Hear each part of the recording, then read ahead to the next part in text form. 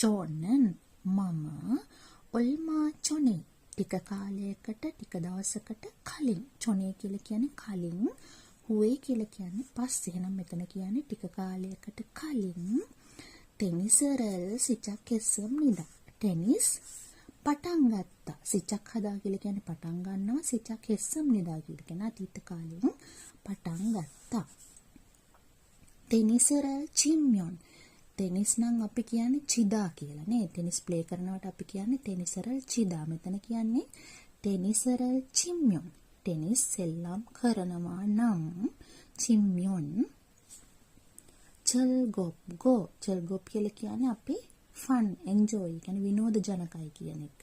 සහ කිබුනි. කිබුනි කියන්නේ හිතට මොන වගේද? ජොස්සම්නිදා. හිතට සතුටුයි. 그래서 ඒක නිසා මේල් කියන්නේ හැමදාම ටෙනිසරල් ටෙනිස් චීරෝ කම්නිදා. රෝක් හදා කියලා කියන්නේ අපි මොකක් හරි දෙයක් කරන්න යනවා.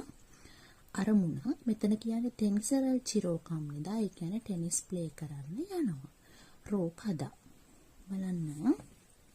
අංක 1 저는 ටෙනිසරල් පෙව්රියෝගෝ 함니다. ඉරියෝගෝ 함니다 කියලා කියන්නේ මෙතන කියන්නේ ඉගෙන ගන්න යනවා කියලා. ඉගෙන ගන්න යන කතාවක් මෙතන කිව්වද? නෑ නේද? එහෙනම් මේක වැරදි. 저는 ටෙනිස් චීනන් කොට. මම ටෙනිස් ප්ලේ කරන එකට 좋아합니다. කැමති. ඔව් නේද? එයා කියනවනේ හිතටත් සතුටුයි. ඒ වගේම විනෝද ජනකයි කියලා. එයා හැමදාම යනවත් කියලා. ඒ කියන්නේ මෙයා එකට කැමතියි කියන එක තමයි. එහෙනම් මේක තමයි ප්‍රධාන අදහස. නමුත් මේ ටිකත් අපි කියවලා බලමු. 저는 ටෙනිස් 경기를 මම ටෙනිස් තරඟාවලියක් ටූර්නමන්ට් එකක් කම්පිටිෂන් එකක් කියන එක 보고 싶습니다. 보고 싶어요 කියලා කියන්නේ බලන්න කැමති.